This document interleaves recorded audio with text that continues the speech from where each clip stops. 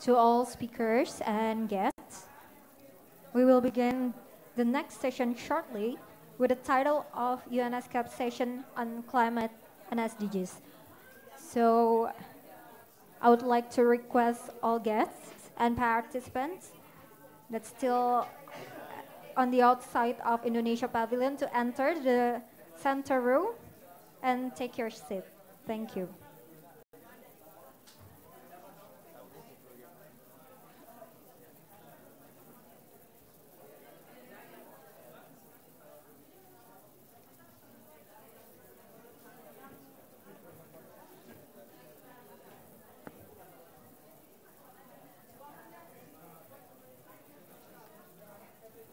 So for the next session, the title will be SDS and Climate Action, Developing Synergies through Regional Cooperation, UN Climate Change Conference. And the speakers would be Martin Frick from UNFCCC Secretariat, Dr. Stefanos Fotiu, the Director of Environment and Development Division UNESCAP, and Mr. Nur Adi Wardoyo, the Director of Center of Standard Ministry of Environment and Forestry, Mr. Mozaharul Alam, Climate Change Coordinator for Asia Pacific UNEP, and Mikiko Kainuma, Senior Research Advisor of Institute for Global Environmental Strategies. And all the speakers and moderators are already in here, so without further delay, I would like to welcome Ibu Laksmi Dewanti as the moderator of this session. To Ibu Laksmi Dewanti, the stage is yours.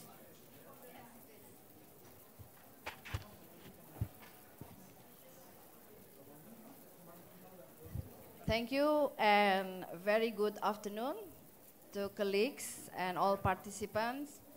Thank you for being here and joining these sessions.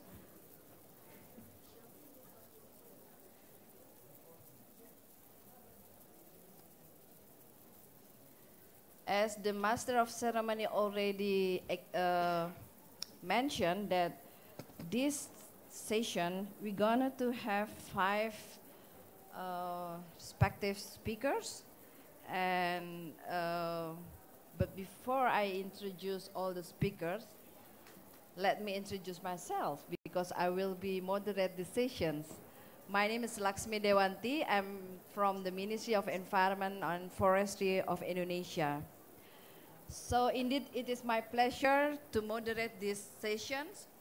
As you know that we never achieve the sustainable development without cross-cutting synergy among agenda. And of course, now we are in the middle of the COP25, talking about the climate change and how we address the adverse impact of the climate change. But we have to bear in mind that there is another global agenda, which is the Sustainable Development Goals. And the sessions aims to promote dialogue and host the implementations of the Paris Agreement and the 2030 agenda.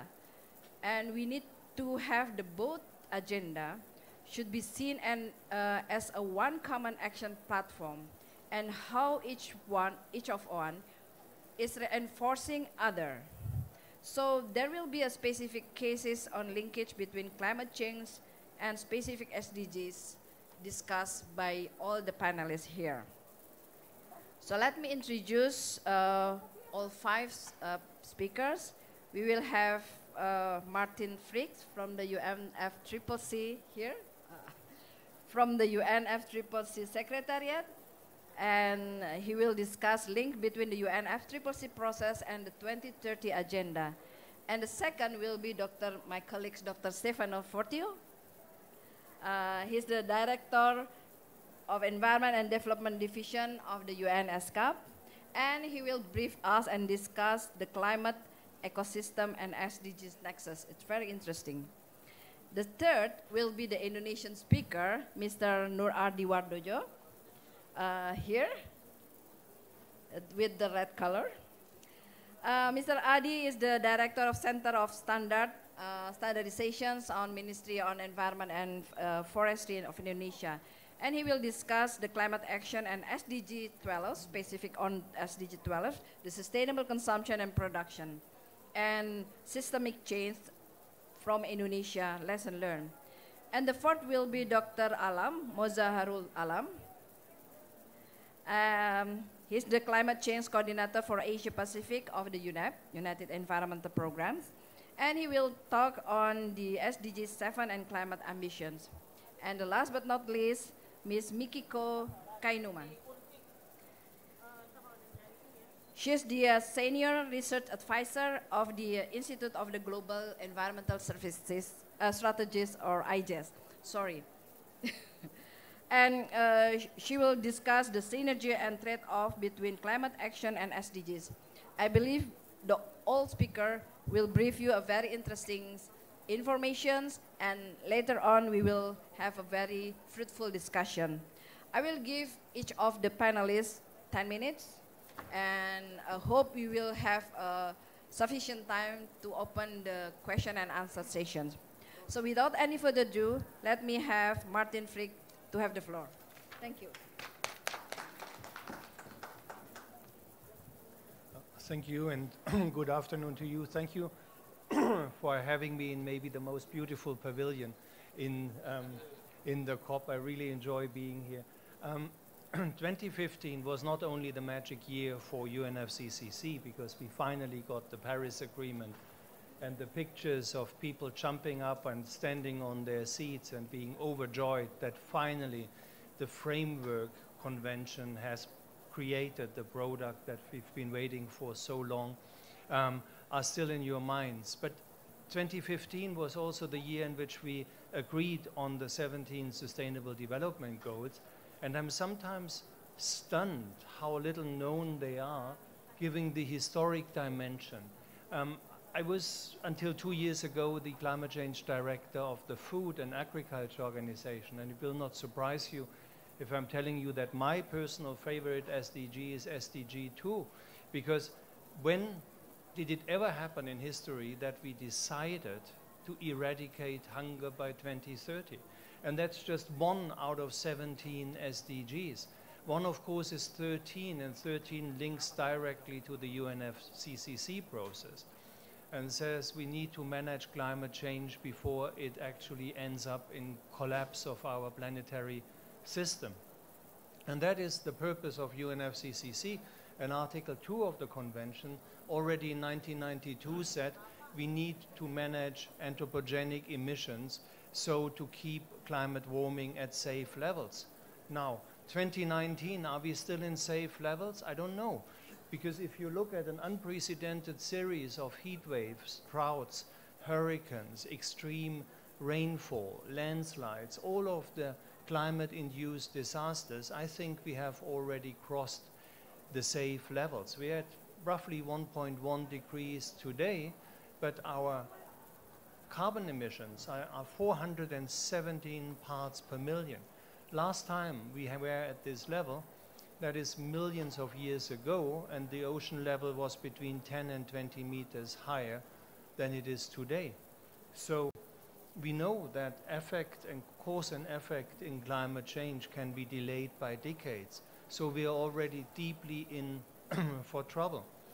What is the achievement of SDGs if you are on a small island and the small island is just disappearing? There is no SDG left. We need the safe planetary levels. We need our global ecosystem to function and to continue to function if there is to be human development. And there is no trade-off between climate or SDGs. It's the two sides of the same coin. Geologists today speak of the Anthropocene, the age of man. And that simply means that today, forgive me, that today we are more shaping the face of this planet than nature itself. Other than climate change, just one example, the amount of sand and gravel which is being moved by man is higher than sand and gravel being moved by rivers and streams worldwide. So obviously, in the fight man against nature, we won. But now that we are the winners, we are in charge of our planet. We cannot just do whatever we want and hope that nature somehow will fix it. We cross this point. And at this point, what we need to get our planet going, to get our life support going, is global governance. But there is no global governance. There is international affairs. So ultimately, it's the nations coming together at the UN platform and agreeing. It's the best we have. You can argue how up-to-date this operating system is. But on this basis, we need each and every nation to push very hard for climate action. And in so many examples, this is exactly the same agenda as fulfilling the SDGs. If you bring a farmer to more sustainable farming techniques, you're increasing the soil organic carbon content of her soils. And that is essential for managing climate change.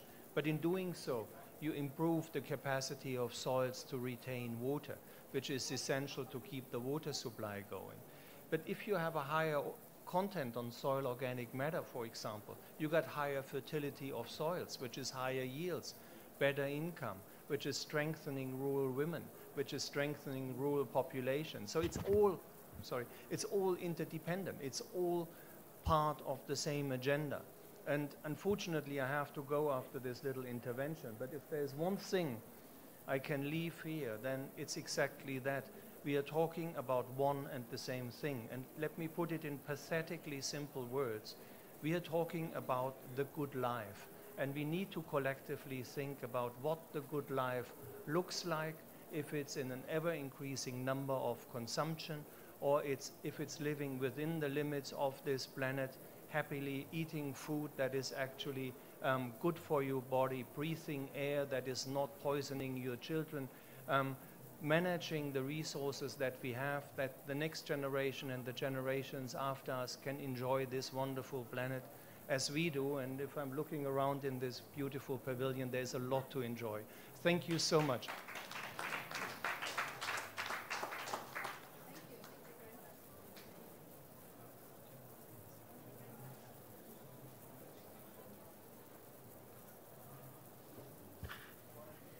Thank you, Martin Fricks, and thank you for the enlightened informations. So let me now invite my colleagues, Dr. Stefanos Fotio, to brief you on the climate, ecosystem, and SDG nexus from the UNESCO point of view. Stefanos, floor is yours. Thank you very much, Ibu Lakshmi, and good afternoon from me. I'm very happy because this is the first. It's my first day in the COP25, and it's my first event. And I couldn't be more happier to start the first event in the Indonesian Pavilion. And let me share something with you. I know Ibu Lakshmi and Pakadi for at least 11 years. When we started working together on issues like sustainable consumption, production, and resource efficiency, when at that point I was working with my good friend Babu also in UNEP. So it's not just an event in the most beautiful pavilion, as Martin said, but it's an event with very good professional friends. And thank you very much for inviting me here. So there are a couple of things that I would like to touch upon in the next 5-6 minutes. One is that the last 5 years, in 2015 actually, we saw a number of different agendas adopted. I would say that it's the kind of pinnacle of multilateralism. 2015 should stay in the history as the year that multilateralism was at its best. So we had the adoption of different very important documents, the Paris Agreement, but at the same time the 2030 Agenda for Sustainable Development and the Sustainable Development Goals. We had before the Paris Agreement and the 2030 Agenda adopted the Sendai framework and the Addis Ababa Action Agenda for Financing for Development, and then 1 year after in Quito we adopted the New Urban Agenda. So all these 5 important intergovernmental documents should not be seen as separate agendas that they need to be separated with 5 different plans of actions. They need to be seen as one holistic thing, and something we advocate, at least in ESCAP, with our member states that are asking technical support to implement these agendas, is don't do 5 different action plans. Start with the elements of each agenda. So start with the national determined contributions, which is the backbone of the Paris Agreement, and go then and see how specific SDG targets and targets could help you to achieve this. And don't forget that you should have local action. So look at the new urban agenda to see how your local action should happen. And at the same time, you need to finance everything. So look at the Addis Ababa finance agenda to find out how you will do a combination of domestic resource mobilization and international finance to achieve the agendas. And look a little bit what's happening. I wanted to give you some picture on what's happening in our region, in Asia, in the Pacific, when it comes to some environment and climate targets. Well, the question is, are we near on achieving either the Paris Agreement or the Sustainable Development Goals in Asia Pacific? And I'm sorry to say, if we continue with the same way, we are nowhere near achieving any of them. Look at some figures. In this part of the world, we consume about 50% of all natural resources. We produce then about 50% of all the greenhouse gas emissions, but we produce 32% of the economic output. So that shows how economic and resource inefficient is the economy. To say it with very simple words, we consume too much and produce too less. And look what's happening on the environment. More than 60% of the coastal mangroves, which are some of the most important ecosystems for climate mitigation, have been lost. More than 60%. Look what's happening with air pollution. The deaths from air pollution in Asia Pacific have been increased more than 60% the last 10 years. I am living the last 10 years in Bangkok. When I went to Bangkok, I was opening my window every day and I was looking at blue sky. The last couple of years, the sky I'm looking is mostly gray and it's not blue. And 90% of our solid waste is leaked improperly, polluting our rivers, polluting our ecosystems. So we need to see this kind of environmental crisis and emergencies with one eye. And we need for this a systems approach. What I've put here is a very nice map that is produced every year by the World Economic Forum. And it shows the global risks, what is the perception of global risks and how they are interconnected. So look, for example, how you start from a risk that is the biodiversity loss, and then following the different lines here, you go to risk like cyber attacks. You go to risk like large-scale involuntary migration. Yes? So yes, migration is affected by climate change, is affected by biodiversity loss. Because when people lose the resources for food, when people lose the resources for life, of course they will migrate. So that's why we should look at a very big system and how the different risks are connected when we try to develop mitigation and adaptation approaches to climate change, and when we try to develop specific actions to achieve the Sustainable Development Goals. I want to talk about one big convergence point of the climate and the SDGs agenda, which for me is the ocean. You know that this COP is called the Blue COP because it has also a focus on the ocean. And also we are heading to 2020, where the big UN Ocean Conference will happen in Lisbon. So look how the climate change is a triple threat for the ocean because of an ocean that is warmer, more acidic, and with less oxygen. But then, this is not only an impact of climate that stays on the ocean, it affects the entire food chain because it reduces the amount of fishes. It affects the biodiversity of the ocean because it reduces and it destroys the corals, which are the best, actually, habitats for the fishes. So it's a system that starts from the fact that you have the ocean, the biggest climate regulator on Earth, that has started losing its capacity to regulate the climate, but at the same time it's losing its capacity to support important life functions that have to do with the food chains and they have to do with resources. So there are many such convergence points that we can see how climate action, how SDGs, how ecosystems are connected.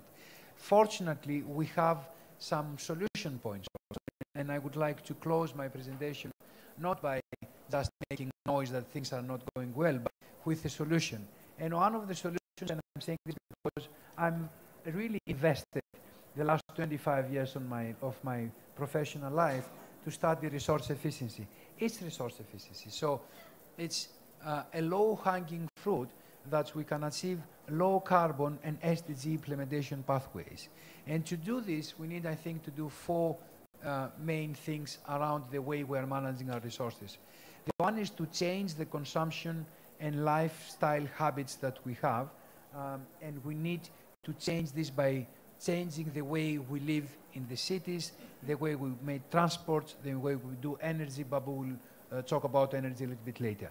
A second is we need to have technological improvements that they will permit these gains, but at the same time we need to make sure that this technology is working for the benefit of the most, and especially for the benefit of the ones that we usually left behind, and these are the poor.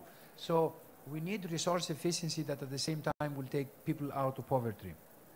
We need massive investments in infrastructures and skills and institution and governance.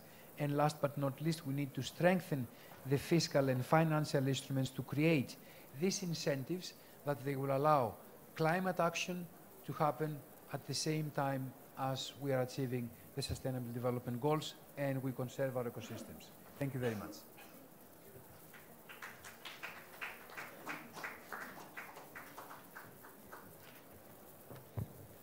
Thank you, Stefanos. Thank you. It's very interesting. I mean, the figures of the environmental and climate change indicator in the regions. But thank you for being balanced. You put the consequences, but you also put the solution on it. That's excellent. So let me now invite my colleagues, Nur Adi Wardoyo, to present Indonesian lesson learned on how we deal with the SDG 12, the sustainable consumption and productions. Mr. Wardoyo, time is yours.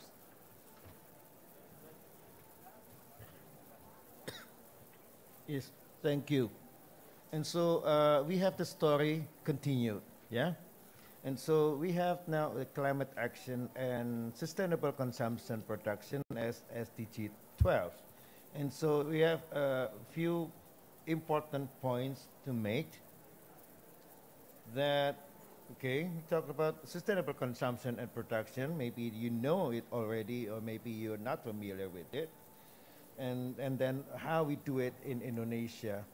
So we'd like to reiterate that the climate conference and this SDG were coming from the origin of the Sustainable Development Conference. We had this commitment since '92, and we have those texts there. Yeah? And it is very important to highlight this, that we departed from the same conference commitment on sustainable development in '92, and then we have in 2015 SDGs and Paris Agreement. And we see from both sides that cross-references in the text. In the Paris Agreement, there's mention about sustainable lifestyle, sustainable pattern of consumption and production, as well as in the SDGs, we have SDGs 12, 7, 13, and etc. And so there are cross-references between those two to remind us that we are working with the same under single platform of action. And this is, we introduce you to the work, collaborative work at the international level on sustainable consumption and production. This is the result from the Rio Plus 20 conference on sustainable development in 2012. 10-year framework of program. We have this global collaboration on sustainable consumption production. We call it 10-year framework of program on sustainable consumption production. But now the network, the collaboration call itself with a more easy to remember, the One Planet Network. And you can find more information and resources from the One Planet Network available. Now we are running 6 international programs that include food systems, sustainable tourism, sustainable procurement, public procurement, lifestyle and education, sustainable building and construction, and also consumer information for promoting sustainable consumption and production. Is that only 6 programs necessary to run this sustainable consumption production? No. Why? Because this agenda is the only agenda that will connect us all, the 7 billion people of population of the world, because this is the universal call for everyone, for every institution to change its habit, to change its lifestyle, to change its operation at the daily routines so that we can achieve major change. That's what we call massive, massive change. Change by all, not just 1, 2, or 3 projects, but this is a massive change on the ground with this agenda. This is very important. And how that climate change is there, so we will explain by example from Indonesia. So how we do it in Indonesia, because we do some sectoral approach, we do some tools, we do some actions, but how we do it in Indonesia. So this is the way that we do it in Indonesia. We'd like to share this and offer this as an initiative and inspiration. And so we have the components there. Go through the sector. This is what we call top-down approach.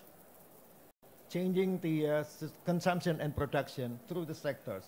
We have the program in industry, we have the program in tourism sector, in the public works, in energy, in transportation, agriculture, building, housing. This is the approach through the sectors. This is top-down. The ministers will go with their sectoral approach and go top-down. But we have also the strategy to intervene on the SCP on the ground at the operational business process change, at the government operation, at the business operation, and also at the society and the community. These are the 3 main stakeholders working together. And so you see, from the government, we do in our office every day promoting eco-office. We also practicing green public procurement. And also in the business, they're performing best practices for the business. And also in the society community, we promote a green public facility and promote the communities of practice. And so this is the most important intervention that we made since 2013. And now we plan by 2020 onwards how we will do it. So we changed the business process. Now we aim for change in the business planning cycle. That means for the government, if the government built the new building, for Indonesia case, that we will build a new capital of Indonesia. The planning of the new capital will be all with the sustainable consumption and production criteria and approach. That means for the business, if they plan for new investment, new products, new technology, new process, that will go with resource efficiency and sustainable production approach.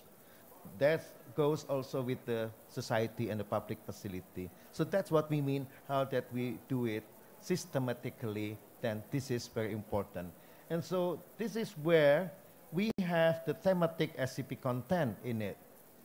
We have the climate change, we have the chemicals, we have resource efficiency, we have waste management, we have water, food, energy use, plastics, and other materials use, all integrated into this change at the operational level of the government and also at the public facility. We address them integratively and all together. So we don't separate climate change actions only, but we do it all together while we are implementing eco-office, while we are implementing public procurement, while we are improving our public facilities. That's what we mean by integrative and systemic. So this is our Indonesian approach, how that we work together, SDGs, especially SDG 12, and the climate action. So we hope that it will give inspiration to our colleagues, partners on how we will go there. And so at the end, that now our major work is that we try to develop a platform for communities of practice. Yeah? We gather the information of initiatives by the communities, by the government, and also for the business, and we share through the platform of good practices and learning, and we jointly learn together. This is very important to bring up to this level. And so how that Indonesia learn from this? So this is what the wisdom coming from our dialogue with the stakeholders, the business, the government, and the society. So the simple recipe is we aim at systemic and operational approach. We must go down there, not just debate, not just discussion, go there, change at the operational level. And be integrative in addressing environmental challenges, and be encouraged to start from simple things to do and improve continually. And we do it as a collective effort and inclusive for all stakeholders, so that we have examples where some churches learn energy efficiency and water conservation efforts from mosque. And my office learned some good examples from supermarket, from shopping malls, because they do a good practice. So this is the cross-learning, the way that it's very important to have this cross-learning, and we do it together. And so this is very important message that we'd like to convey. This is the essence of what we do, and this is very important for us to go together.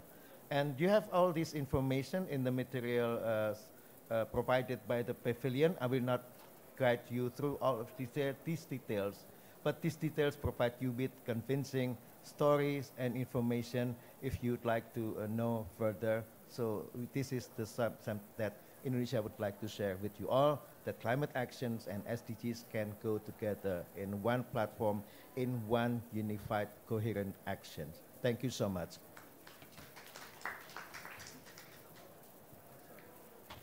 Thank you, Pa Adi. And now let me invite Mr. Alam, Muzaharul Alam, and another SDG goals will be quite important, and it's very close to the climate ambitions, SDG 7.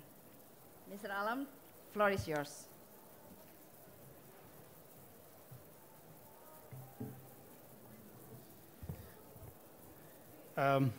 Good afternoon. Thank you, Ibu Lakshmi, for inviting me and talk about the Sustainable Development Goal 7 and the climate ambition. Like my colleague, Stefanos mentioned, this is also the first day for me and also the first side event that I'm talking. And it is always good to start with the friends so you don't feel stressed. Many of you know the Sustainable Development Goal 7, which has 3 main targets. The first one is about ensuring affordable the energy and also the modern energy for all. The second one is talking about the substantially increase the renewable energy in the energy mix. And then the third one is talking about increasing or doubling the energy efficiency in terms of consumption of the energy. Now, if we look into all those three areas, are very much linked with the climate change, irrespective of when we are talking about the SDG goal 13, which itself is a climate change. But if we look into the SDG goals, the climate change is also very much linked. And I'm just highlighting the couple of the issues when I'm talking about the relationship between the SDG 7 and the climate ambition. Now let's look into the ambition that we actually need to raise to keep the temperature below 2 degrees or even keeping the temperature rise 1.5 degree. What does it really mean in terms of the reduction of the greenhouse gases? Many of you probably have seen the emission gap report that United Nations Environment Program released this year, and this is the 1 decade that we are producing this emission gap report. Now, if we look into the temperature rise that we need to keep within the 1.5 degree, it means that we need to reduce the greenhouse gas emission by 7.6% from the 2020 to 2030. If we'd like to keep the temperature rise within the 2 degree, then we need to reduce the emission by 2.7%. Now, obviously, if we look into this, the amount of cut is necessary. It is huge, and maybe you think it is impossible. But obviously, we need to try. And that is the first thing that I would like to mention, that if we look into the ambition, that is the level of ambition that we need to raise by 2020 by all the countries. Now, if we look into, on the other side, in terms of the greenhouse gas, the increasing, particularly from the energy sector, is about 2%. So that is, in that particular energy sector, it is increasing. And if we look into the global increase, it's actually the 1.5%. So it is not reducing, it is actually increasing, where we need to reduce it. Now, within that context, if we look into the SDG 7, as I mentioned, and if I look into only the renewable energy, and if we look into the amount of investment happened in last years, in the 2018, which is about the 12% of increase in terms of the renewable energy, in terms of the total mix. And by investing about the billion dollar. But if we look into the energy systems that where we need to invest from the 2020 to the 2050 to meet the demand is about 1.6 to 3.8 trillion dollars. That is the scale of investment is necessary during that period. And this is the average. Now, obviously, if we look into that investment, why the range is that large? Because it will depend on how we are progressing the energy efficiency, as I mentioned, is one of the target under the SDG 7. Now, one of the challenges in the energy efficiency, we don't able to see the energy efficiency. It is not like installing a renewable energy at the plant, either the solar or the wind, because it is invisible. When you change your bulb from inefficient to efficient, you don't see that how much the reduction happened immediately. So that is the efficiency, and that is one of the challenge, convincing the policymaker, convincing the end user in terms of the energy efficiency. But it's a huge potential. So more we move towards bringing the more efficiency in the energy consumption, we will need the less investment in energy production. So we need to keep these things together, that it is not either or. we need to actually invest more in the renewable energy. We also need to invest more in the energy efficiency. So that is the first thing that I'd like to mention, the relationship and how this SDG 7, if we go more on the energy efficiency, if we go more on the renewable energy, we'll be able to raise the ambition. Now let me just end by mentioning a couple of points. The Stefanos has already mentioned about the Asia-Pacific region. Now if we look into the Asia-Pacific region in the context of SDG 7, in terms of the renewable energy share in the total energy mix, unfortunately, is the negative growth. If we look into the absolute, the renewable energy growth, it is positive. But if we look into the total energy mix of the renewable energy share, it is actually the reversal trend. And this picture is not really an encouraging picture for us when we are talking about the renewable energy. So we need to put more investment in the renewable energy in the Asia-Pacific region. If we look into the other two areas, then it is actually in a positive trend, but we need to actually do more. And unless we do more in the other two areas, we'll not able to actually meet even the SDG goals. Now, what does it really mean if we look into the renewable energy? Now, in terms of meeting the ambition, as I mentioned, in terms of reduction of greenhouse gases, by increasing the investment in renewable energy, and if we are able to invest by 2050, which will make the total energy consumption and share of the renewable energy is 50%.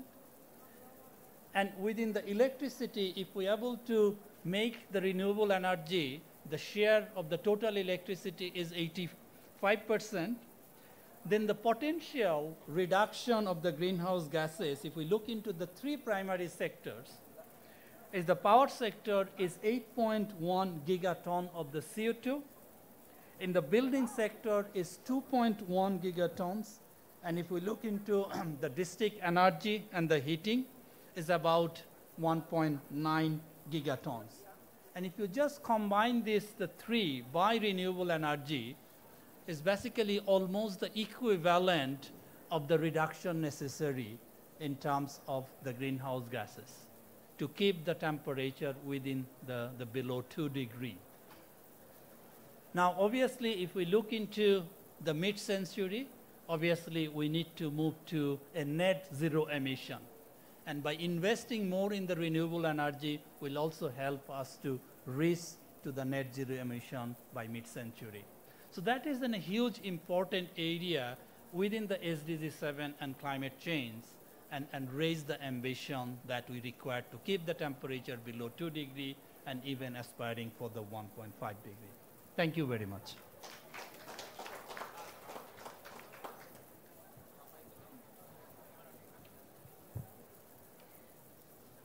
Thank you, Mr. Alam. It's very interesting, and I think energy will be one of the core discussion around the corner now, because energy and as one of the potential sector in dealing with the reduction of greenhouse gas emissions. Last but not least, let me invite Ms. Kainuma to brief us on the synergy and trade-off between climate action and SDGs. Floor is yours.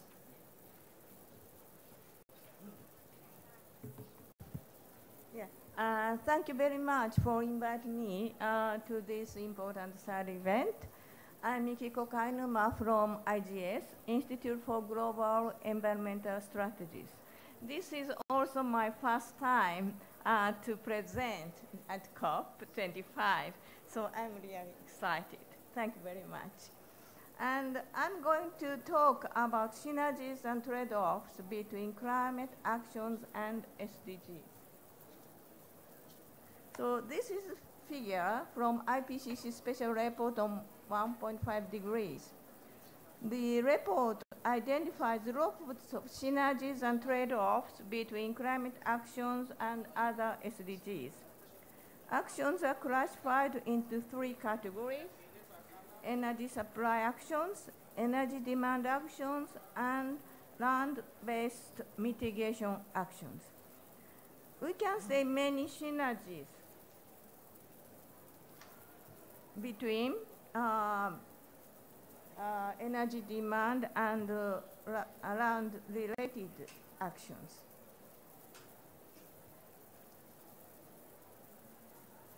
But also we have a lot of synergies and trade-offs. Oh, sorry. Okay. So for the between the bioenergy-related actions and food security, it requires huge bioenergy lands if we have a stringent target. IPCC Climate Change and Land Report says that it requires more than the area of India for the bioenergy, even in the sustainability scenario. The fossil fuel development scenario requires the more than double of the area of India to reduce the excess greenhouse gas emitted into the atmosphere by using negative emissions. So it is utmost important to reduce the emissions early as possible. So I am a modeler, so my presentation a little bit different from the others, but I want to explain some model results. So recently, modern communities of climate change focus more on the linkage between climate actions and SDGs. There are so many synergies and trade-offs, so we need to be careful to have appropriate policies. Climate change mitigation to limit warming to 1.5 degrees or well below 2 degrees, as suggested by the Paris Agreement, can rely on large-scale deployment of land-related measures. For example, afforestation or bioenergy production. This can increase food prices and hence raises food security concerns. However, if the policies are well designed, it could avoid these adverse side effects. This slide shows the relation between climate mitigation actions and food security, developed by Dr. Fujimori. And the mitigation at risk of hunger will decrease as time goes in the reference scenario. Of course, the mitigation scenario also decreases, but if stringent mitigation actions will be introduced without special care for the poor, it could see adverse side effects on food security. For example, there is a possibility that the price of food will increase as carbon tax will be introduced as stringent mitigation actions. But please note the population at risk of hunger will be decreased than people today, of course. So we need to better think more seriously about the those who are the population at risk of hunger. So the 4 scenarios here analyzed international aid, domestic redistribution of resources, bioenergy tax, and methane carbon tax, and exemption in agriculture sector. So food security supported through international aid are the the highest improvement for the number of people at risk of hunger. So in the absence of such support, 35 more people might be at risk of hunger by 2050. That is 84 million additional people in a 2-degree consistent scenario. The additional global welfare change due to inclusive climate policies are small. I mean the less than 0.1% compared to the total climate mitigation cost. And the financial cost of international aid amounts to about 0.5% of high-income countries of GDP. This implies that climate policy should treat this issue carefully. Although there are challenges to implement food policies, options exist to avoid the food security concerns often limited to climate, often linked to climate mitigation. So this is another example. This is an example of biodiversity loss through climate and land use change. Climate change can cause the loss of biodiversity of many species, including vascular plants, amphibians, reptiles, birds, and mammals. The mitigation actions include the change of land, and land use change also causes a decrease of biodiversity. But even if we consider such impact on land use change caused by stringent mitigation actions, climate mitigation efforts would reduce the negative impacts on the biodiversity. So another example is climate policies with multiple SDGs in China for 2-degree target. So climate actions could have, climate actions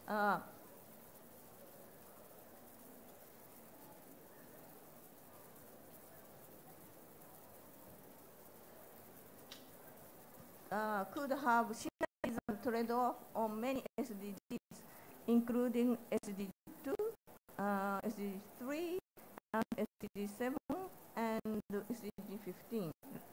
And the synergies of mitigation actions on air pollution and health impacts are clear. However, it could have adverse impacts on food price and people in hunger, as I explained in the first slide. So if the food price increase as mitigation policies will be introduced without special care for the poor. So if the forests are converted by biocrop area, deforestation could increase. So many biocrop areas will become necessary if we do not start mitigation efforts earlier. So early climate action plus complementary policy package such as food security and forest land rent subsidy successfully diminish the negative side effect while maintaining the co-benefits. So back to this slide. So one typical example of linkage between climate action and SDG is SDG 3, good health and well-being. It has lots of synergies. Energy efficiency improvement and behavioral change can reduce the energy demand and reduce requirement on energy supply.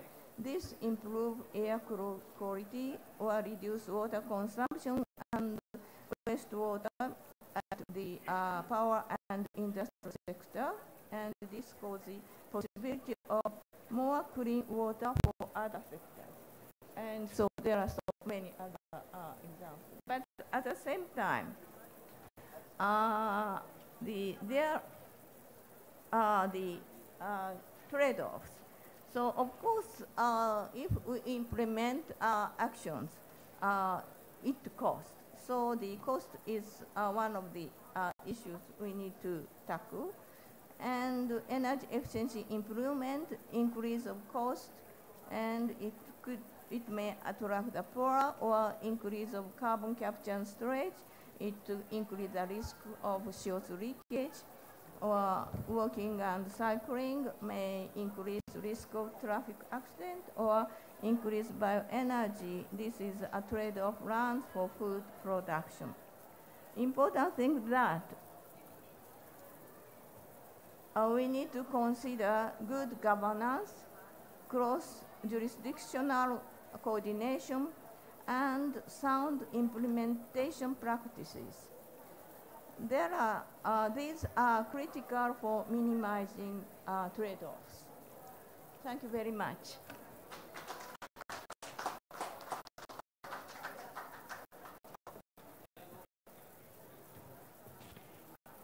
Thank you. It's very interesting, especially the last question, where we are going to now. Of course, this is a time for actions. I'm afraid I only have another 5 minutes for question and answer. If somebody have an urgent questions, burning questions, yes, please.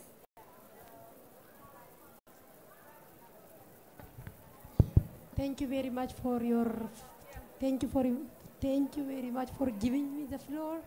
And I really appreciate all the presenter for your nice presentation.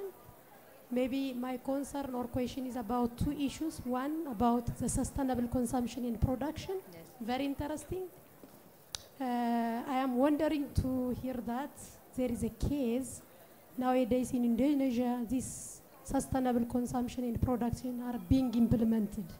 I'm wondering just to know what kind of methodology or sound methodology has been developed in order to practice this in your country so that we can share experience to another country too, because it has a positive impact towards climate change attack or mitigation of climate change. The second concern is regarding to renewable energy. I'm wondering about your presentation with full of data, figures and facts, but as you know, yes, you are quite right, renewable energy is huge, important area to keep the temperature below 2 degrees Celsius. However, as you know, still developed countries are using natural gases and coal, yeah, practically. So from your perspective point of view, what do you suggest in order to mitigate this problem and to contribute significantly towards the climate change mitigation? Thank you. Okay, thank you. Let me have Ardiwardoyo for the first, to respond to the first question, and then Mr. Alam for the second.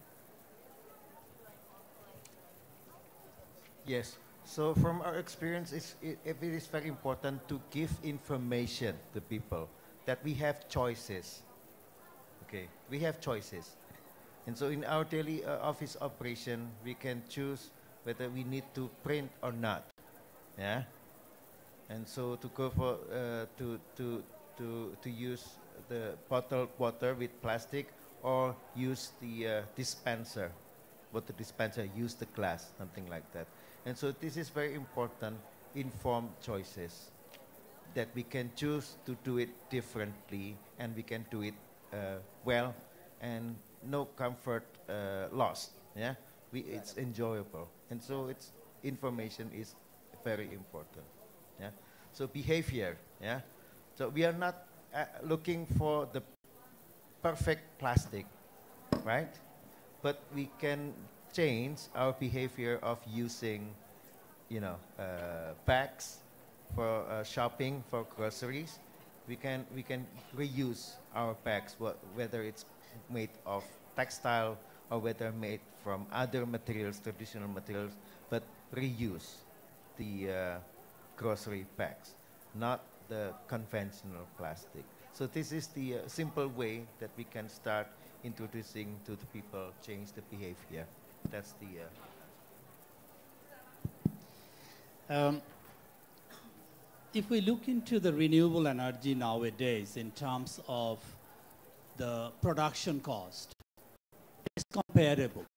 It is not incomparable, it's comparable. And I think the important issue is to take the political decision where to invest.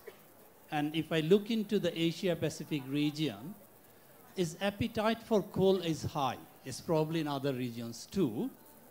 And where the Secretary General is actually demanding all the countries is no new investment in coal after 2020. And this is very important, and I think is a political decision that the country needs to make. It is not the cost of the renewable anymore. The technology is available, the production of electricity using the renewable is comparable. Thank you. Thank you. I'm just told by the organizer that I should not extend the sessions because the other session will be ready soon. So I'm not trying to summarize the talk, but I just would like to emphasize that these dialogues on how the implementation of the Paris Agreement and the SDGs 2030 could be reinforcing each other. In it, quite numbers of elements that we need to take up. But the most important thing, as we speak now, the theme of the COP25, it's time for actions. Indeed, from the presentation and discussions, it is clearly mentioned that the time for actions is also meaning time to collaborate, time to synergy, and time to reinforcing climate actions and SDGs toward the future we want. So by saying that, I close the session and thank you for all the speakers and the participants. Thank you and wassalamualaikum warahmatullahi wabarakatuh. Okay, that was a very fascinating session. Thank you for all speakers and moderator. And we have a token of appreciation that will be given to the speakers. Therefore, I would like to invite Ibu Laksmi Dewanti to give the token of appreciation. And we also have the photo session for the session.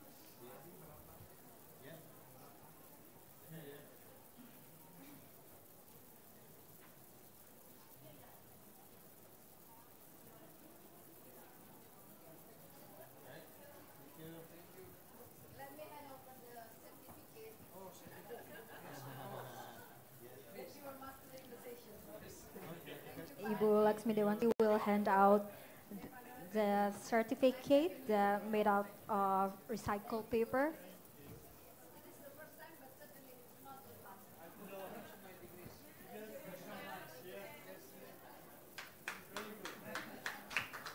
Round of applause to all speakers and moderator. And thank you for being here today with us.